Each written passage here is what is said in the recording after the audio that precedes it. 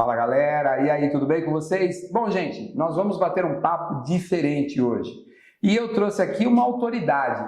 Hoje eu posso dizer que eu trouxe uma autoridade. Olha, eu já trouxe aqui deputados, eu já trouxe aqui prefeitos, mas hoje é uma autoridade, porque é uma autoridade policial. Eu estou falando aqui de um delegado de polícia que já está há 28 anos na vida pública, trabalhando junto à Polícia Civil. Está há 2 meses aqui na nossa cidade, o doutor Ruiter Martins da Silva. É isso, doutor? É isso. Muito agradecido do doutor estar aqui conosco. E aqui nós estamos falando para a cidade de Várzea Paulista, principalmente para a minha cidade de Várzea Paulista e para todas as cidades adjacentes. Jundiaí, Franco da Rocha, Morato, Campo Limpo, Louveira, Itupeva, Valinhos, Vinhedo e assim vai. Doutor, muito obrigado do doutor estar aqui. E aqui eu já começo com algumas perguntas. O doutor está aqui na nossa cidade há 2 meses, é isso, né? 2 meses. Eu estava em Jundiaí e tem essas transferências periódicas, né? Então estou aqui há 2 meses em Várzea Paulista. Doutor, o que o doutor pode me falar dessa mudança? Como é que o doutor sentiu aqui na cidade essa nova... Porque nós falamos de Jundiaí, nós falamos de uma cidade grande, com potencial diferenciado. Várzea Paulista é uma cidade menor. Como é que o doutor enxerga a Várzea Paulista? Bom, do meu ponto de vista, sim, né? Lógico, do ponto de vista da segurança pública, do trabalho policial em Várzea Paulista, é uma cidade que tem uma população relevante na nossa região, né? Porque nós temos a cidade de Jundiaí, que é maior, e tem as cidades que fazem parte da seccional de Jundiaí. Várzea Paulista é uma das maiores, que tem uma densidade populacional maior comparada com Jundiaí. E, consequentemente, com essa densidade populacional maior, acaba tendo uma criminalidade maior. Não que seja uma cidade mais violenta, mas é uma questão de proporção. Por ter mais gente, ter mais movimento, ela tem uma criminalidade representativa na seccional de Jundiaí. Doutor, até engraçado, apesar de ser muito trágico nós dizermos isso, mas diante do que está acontecendo nesse período no mundo, não só no Brasil, mas o que ocorreu no mundo, diminuiu a criminalidade? Então, nós tínhamos conversado antes, né, a respeito disso. Eu até tinha a impressão de que tinha diminuído, mas eu olhei ontem os dados estatísticos da Secretaria de Segurança Pública. Mensalmente são lançados dados estatísticos de acesso público, qualquer um do público pode acessar, e eu percebi que não teve nenhuma alteração significativa, nem para mais, nem para menos, salvo os crimes de trânsito. Os crimes de trânsito diminuíram praticamente 90%. Homicídio culposo de trânsito, acidente, lesão corporal, dirigir embriagado, pela questão da restrição de movimentação das pessoas. Sim, é o isolamento social, né? Agora, os demais crimes de contra o patrimônio mantiveram praticamente os mesmos números. A criminalidade não fez quarentena. A bandidagem não deu um sossego para o povo, né? Eu pensei também que tinha a impressão também de que a violência doméstica teria aumentado. Não aumentou. Os números são praticamente os mesmos dos períodos do ano anterior, de 2019.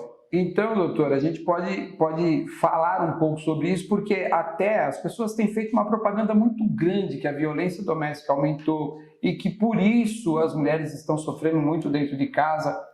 Não é verdade. Não é verdade. Não.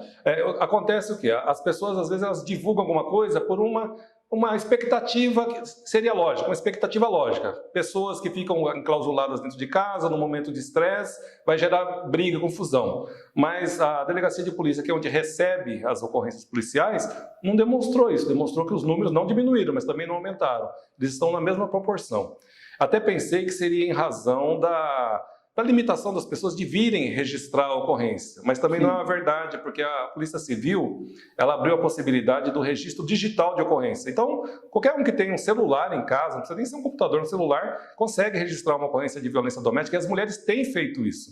Elas têm registrado. Hoje eu tenho 90% dos registros de violência doméstica e de outros crimes da forma digital.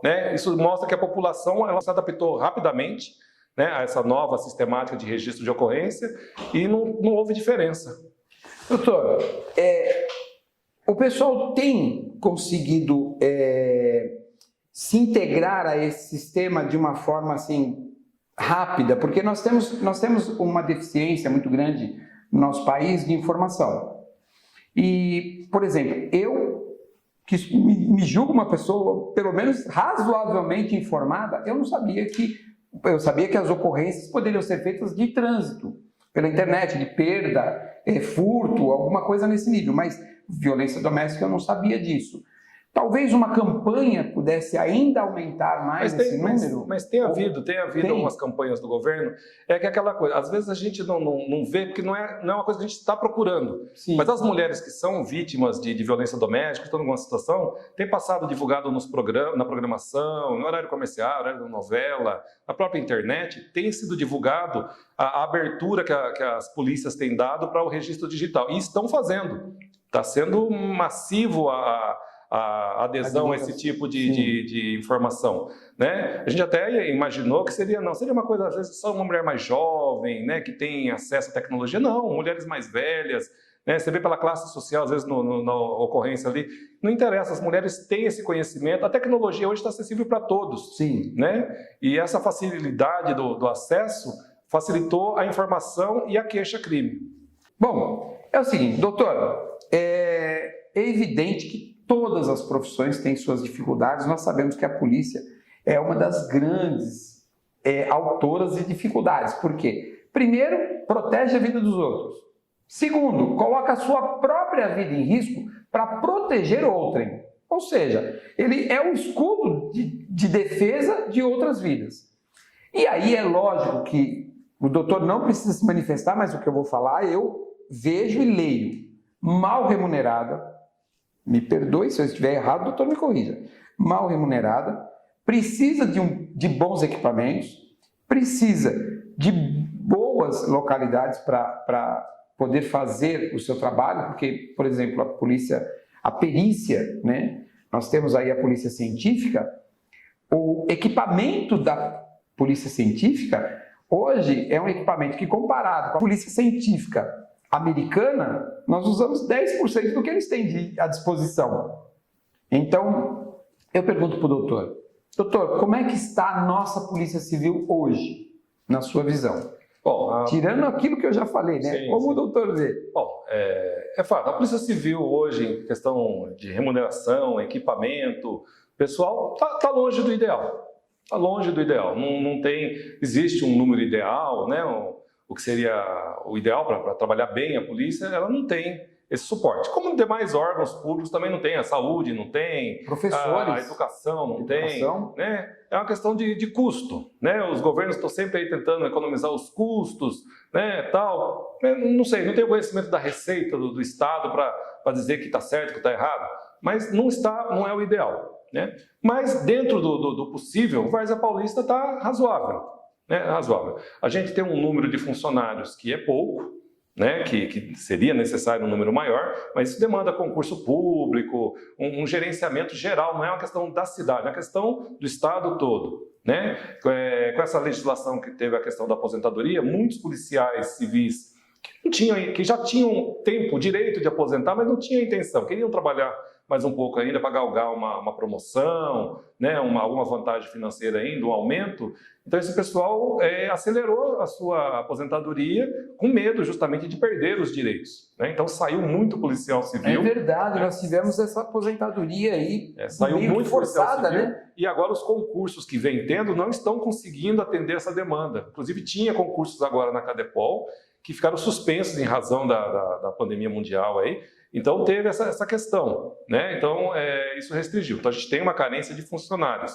A Prefeitura de Várzea Paulista tem sido muito solícita, tem nos ajudado do que é possível, dessa forma aí, com algum funcionário que possa fazer algum serviço de telefonia, algum serviço geral, qualquer coisa que ajude. Porque eu tirando a pessoa daquela função, que às vezes não é função técnica de policial, eu consigo pôr o meu policial civil com uma função específica técnica.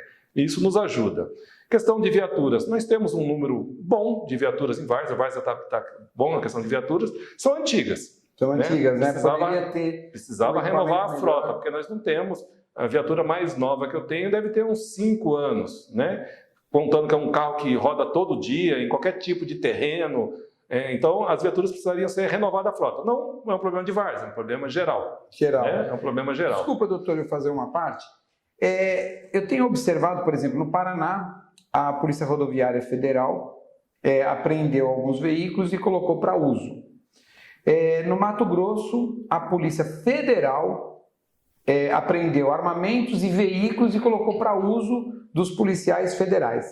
Há algum estudo junto à Polícia Civil do Estado de São Paulo, porque ela faz grandes apreensões, é uma polícia muito atuante. Sim, existe uma legislação, inclusive essa semana nós recebemos da Delegacia Seccional informativo para que nós indicássemos, caso tenha apreendido algum veículo, para indicar esse veículo vai ser tomado pelo Estado e vai fazer parte do patrimônio do público e vai ser devolvido como uma viatura. Já existe isso e está em vigor. A questão é, esse veículo tem que ser um veículo de bom uso, não pode ser um veículo em péssimo estado.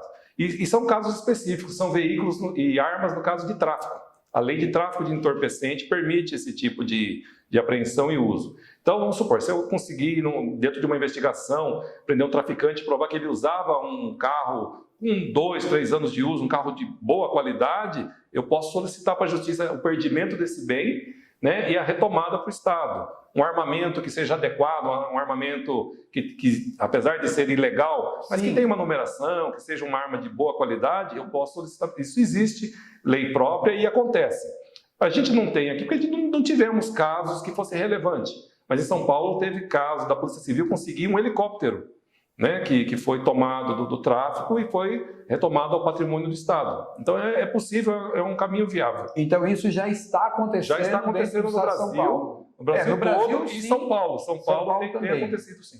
Então aí depende de cada localidade, né, de cada município, fazer a sua apreensão, fazer o seu trabalho e ter a sorte, né, infelizmente, dizermos ter a sorte de, junto com isso, ter equipamentos que possam ser reaproveitados pela polícia. Mas tem que ser algo de boa qualidade. De boa qualidade, não adianta pegar um carro em péssimo estado, porque aí o Estado vai ter uma manutenção, não vai compensar. Não, vai trocar 6 por metro então não vai compensar. Doutor, nós temos observado, por exemplo, isso a gente que tem assistido os canais televisivos, tudo, nós temos observado que vira e mexe aí a gente consegue colocar alguns policiais, tanto da Polícia Civil, como da Polícia Militar, como da Polícia Federal, para fazer cursos nos Estados Unidos. Porque não só nos Estados Unidos, mas com as principais polícias do mundo.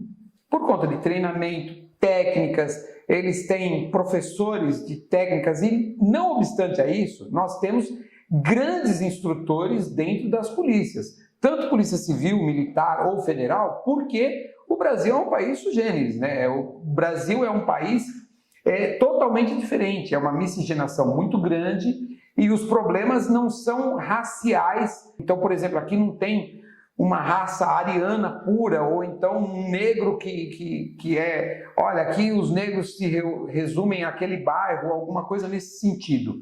Então, os técnicos brasileiros, os professores, os instrutores, para melhor dizer, eles têm que ter todo esse jeito, esse tato de poder instruir melhor os seus policiais. Estou falando isso em virtude, claro, daquilo que aconteceu nos Estados Unidos, que foi uma infelicidade muito grande, tanto por parte do policial e por parte do resultado do que aconteceu, de vermos o óbito de um cidadão.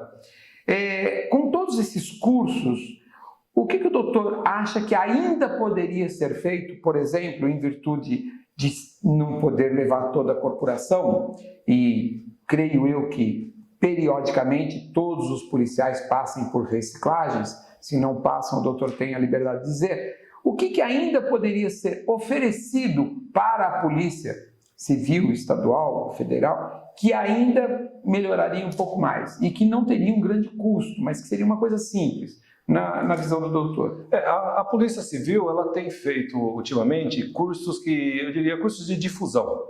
Como seria? Eu não posso mandar todo um efetivo para fazer um curso, às vezes, num outro estado, ainda mais num outro país. Então, a polícia, às vezes, eles pegam, vamos pôr um exemplo, na Academia de Polícia de São Paulo tem os professores de tiro, né? Então, abre um curso nos Estados Unidos na SWAT, né? Que vai aprender novas técnicas, vai conhecer novas armas, alguma coisa assim. Então, a Polícia Civil vai encaminhar ali 6 policiais civis, operacionais, atuais, geralmente são professores. da Academia de Polícia, e eles são professores, mas também são policiais da ativa. Sim. E eles vão fazer esse curso. Então eles voltam com aquele conhecimento para fazer aqui a difusão. Né? O conhecimento não é só para ele, não é só ele que vai lá aprender. O que ele aprendeu lá, ele passa aqui como um agente multiplicador. Isso já é feito hoje, né? Já há um intercâmbio entre estados, entre Polícia Federal, Polícia Civil, há uma amplitude do conhecimento. Com a abertura da tecnologia hoje, da internet, também a gente consegue ter o conhecimento de uma forma muito mais rápida. Às vezes a gente descobre uma técnica que está sendo usada na Inglaterra, por exemplo, hoje, e rapidamente a gente começa a utilizar aquela técnica aqui, né? Porque a gente já não tem mais a barreira da distância, porque a internet nos dá o alcance, e às vezes nem da língua, às vezes você nem fala a língua, mas você consegue ali no Google Tradutor alguma coisa, já consegue uma página traduzida automaticamente. Então, a polícia tem se adaptado com os tempos modernos, né? Os novos policiais que têm ingressado na polícia já está habituado com a tecnologia. Sim. E eles estão dando um novo gás na polícia, eles estão trazendo novos conhecimentos, principalmente da área da informática e da tecnologia. O doutor falou em informática,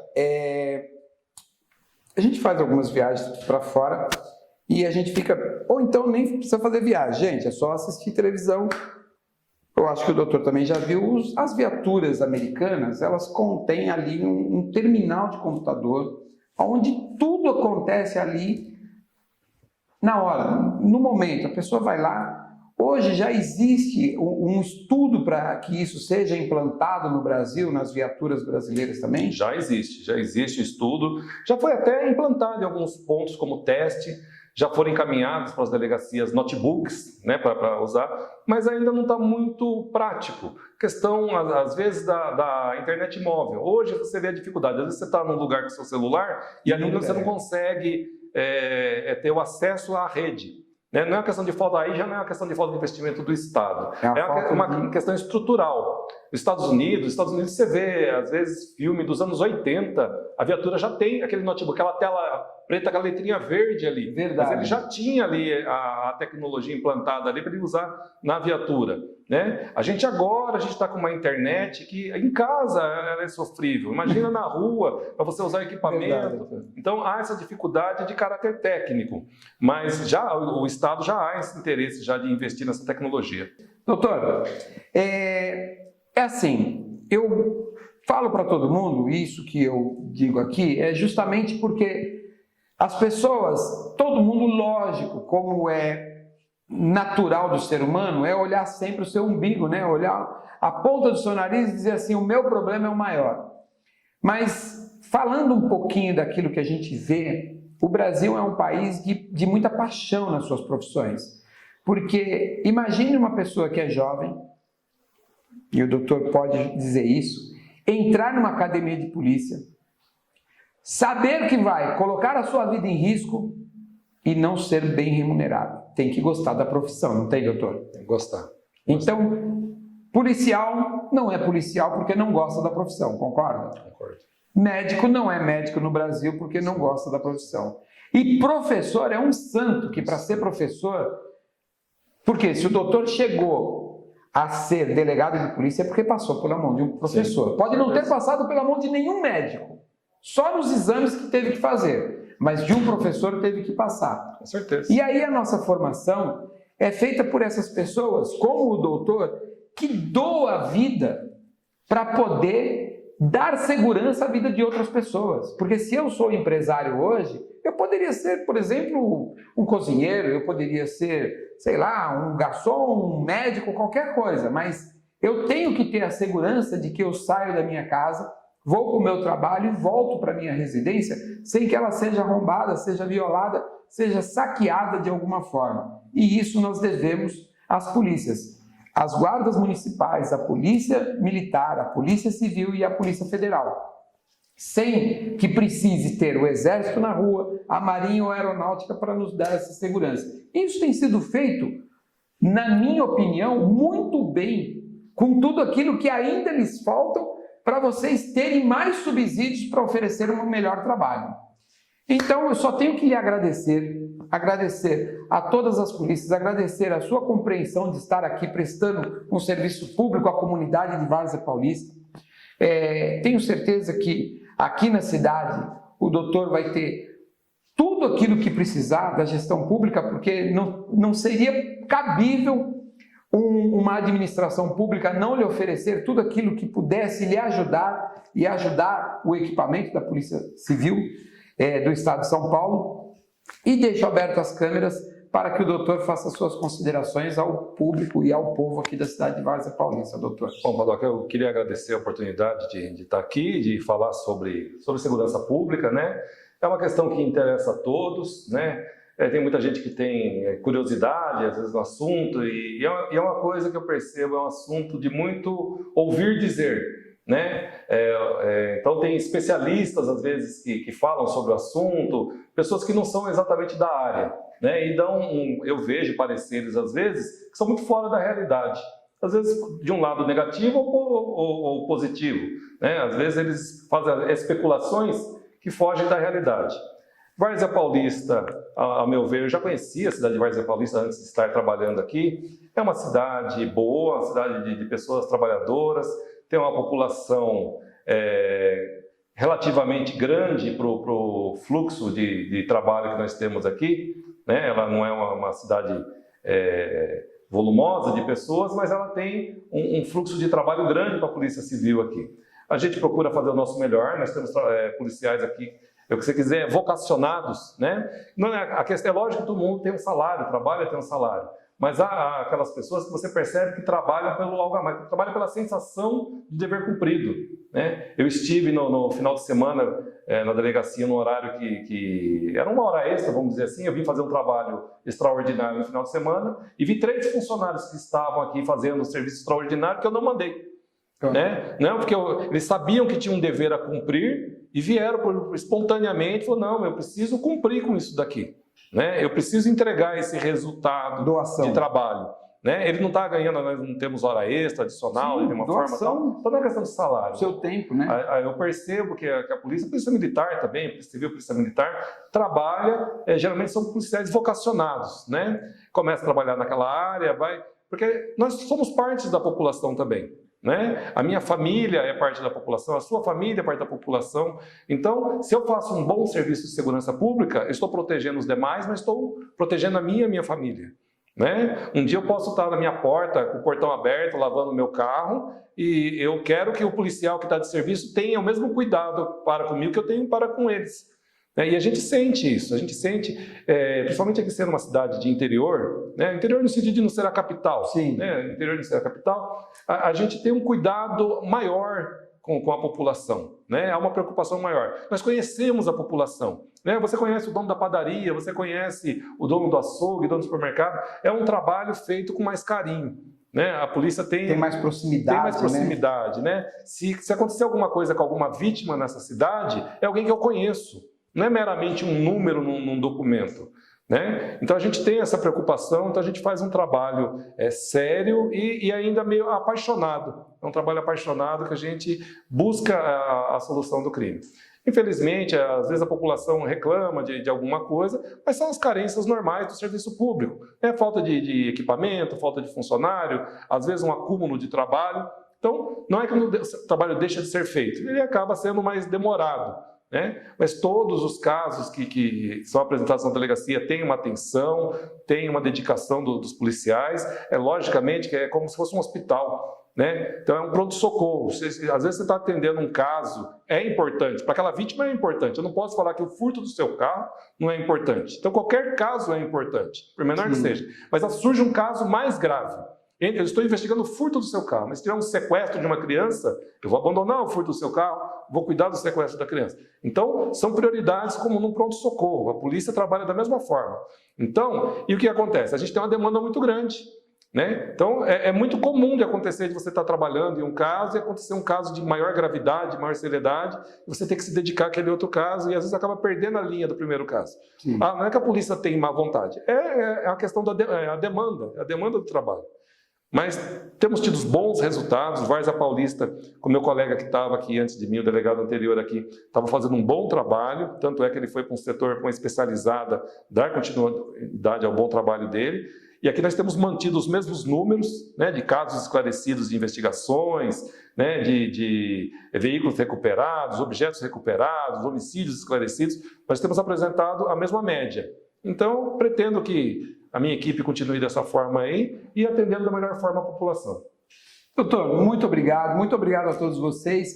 E é isso aí, compreendam sempre o seguinte: todos os problemas são sérios ao ponto de vista de quem está com problema, mas orquestrar a solução desses problemas tem que ser por bons profissionais que saibam a relevância dos fatos naquele exato momento. Então tenham paciência, tenham um pouquinho mais de calma com tudo aquilo que nós vivemos, porque infelizmente a vida é assim, é conturbada. Beleza? Grande beijo para vocês, a gente vai ficando por aqui e volta no próximo vídeo. Tchau, tchau!